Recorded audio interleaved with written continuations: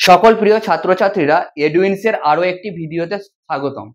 আমরা নবম শ্রেণীর একটি গুরুত্বপূর্ণ অধ্যায় সূচকের নিয়মাবলী থেকে একটা গুরুত্বপূর্ণ অঙ্ক নিয়ে এসেছি। তো প্রথমে দেখে নিচ্ছি প্রশ্নটি কি আছে, তারপর আমরা এটা সমাধান করব।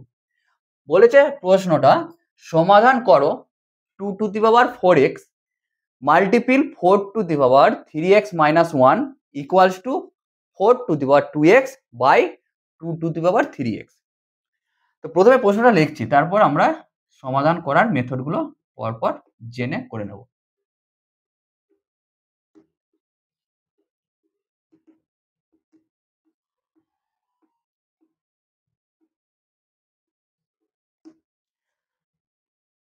দেখো কি আছে, 2 to the power 4x multiple 4 to the power 3x minus 1, right সাইডে ইকুয়ালস টু রাইট সাইডে আছে 4 to the power 2x 2 to the power 3x।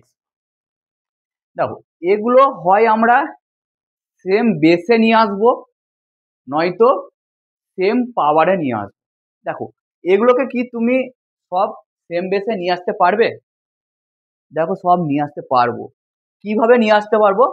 Prime factorisation করে এক্সপোনেন্ট করে নিলেই হয়ে যাবে। দেখো 2 আছে, এটা 4 আছে, এখানে 2 আছে।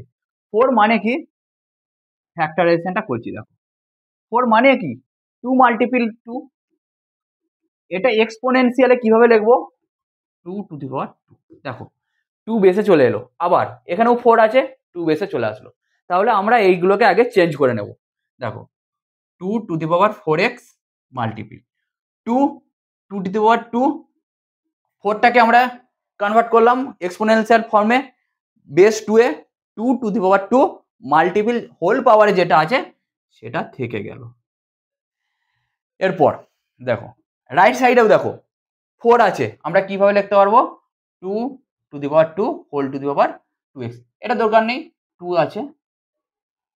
এরপর আগে হোলগুলোকে, হোল যে পাওয়ার আছে সেগুলোকে মাল্টিপিল করে নেব, মানে a to the power m multiple a to the power whole to the power n। এই ফর্মুলাটা কাজে লাগাবো, এই সূত্রটা এটার জন্য আর এটার জন্য। তাহলে কি হবে? 2 to the power 4x into 2 to the power, এটার সঙ্গে এটা মাল্টিপিল হবে। দেখো পুরো পুরো সেটটার সঙ্গে মাল্টিপিল হবে 3x মাইনাস 1 এর সাথে। 2 মাল্টিপিল 3x মানে 6x, 2 মাল্টিপিল মাইনাস 1 মানে minus 2 equals to 2 to the power কি আছে 2 আর এখানে 2x, কত হবে? 4x বাই নিচে যেমন আছে 3x। দেখো এখানে পাওয়ারে, এখানে দেখো বেসে এখন দুটোতেই 2 হয়ে গেছে, পাওয়ারে আলাদা আছে। এখানেও দেখো বেস দুটোতে 2 আছে, পাওয়ার আলাদা আছে। তাহলে কি ফর্মুলাটা কাজে লাগাবো? a to the power m multiple a to the power n equals to a to the power m plus n। এই ফর্মুলাটা কোথায় কাজে লাগাবো? মাল্টিপিলের জন্য। আর এই ফর্মুলাটা কোথায় কাজে লাগাবো?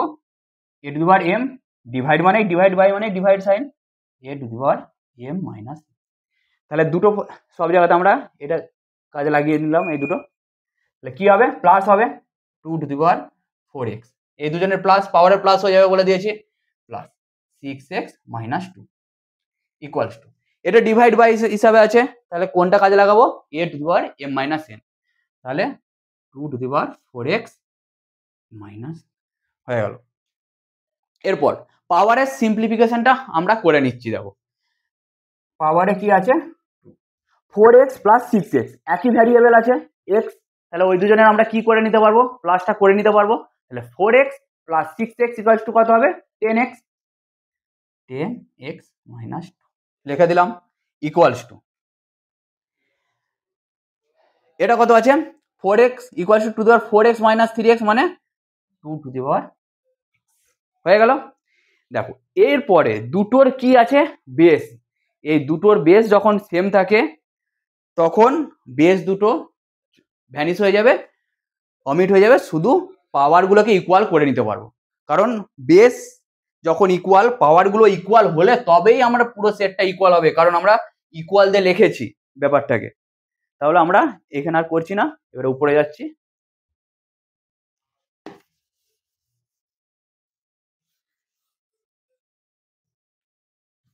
তাহলে কত হবে?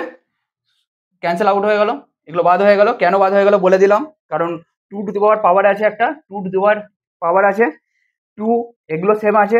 যদি আমরা এগুলো সেম করি তবেই আমার পুরো ভ্যালুটা সেম আসবে, না হলে ইকুয়াল হবে না। তার জন্য 10x মাইনাস 2 ইকুয়ালস টু, তাহলে কত হবে? এরপর আমরা এখান থেকে x এর ভ্যালু বার করবো। কি করে ভ্যালুটা বার করবো? তোমার 10x minus 2 equals two x আছে, এক্সটাকে লেফট সাইডে নিয়ে আসবো, কারণ x এর ভ্যালু বার করতে হবে। বার করার জন্য লেফট সাইডে সব চলে আসবে। তাহলে 10x, এক্সটা লেফট সাইডে নিয়ে আসলাম কারণ x এর ভ্যালু বার করতে হবে, সব ভ্যারিয়েবল লেফট সাইডে নিয়ে আসবো, আর রাইট সাইডে সব থাকবে নিউমেরিক্যাল ভ্যালু। তাহলে হয়ে গেল 10x minus x equals to 2। 10x minus x equals to কত হয়? 9x equals to 2।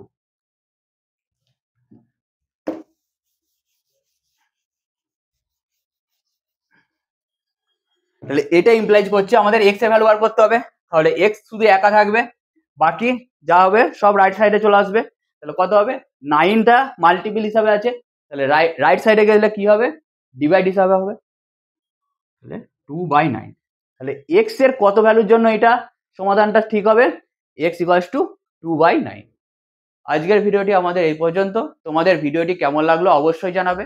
তোমাদের সূচকের নিয়মাবলী থেকে যদি কোনো প্রশ্নের সমস্যা থাকে আমাদের কমেন্টে লিখবে, আমরা সেটির সমাধান পরবর্তী ভিডিওতে নিয়ে আসবো। এছাড়াও এইরকম আরো শিক্ষামূলক ভিডিও পেতে আমাদের ইউটিউব চ্যানেলটিকে সাবস্ক্রাইব করবে এবং ফেসবুক পেজটিকে লাইক ও ফলো করবে। ধন্যবাদ।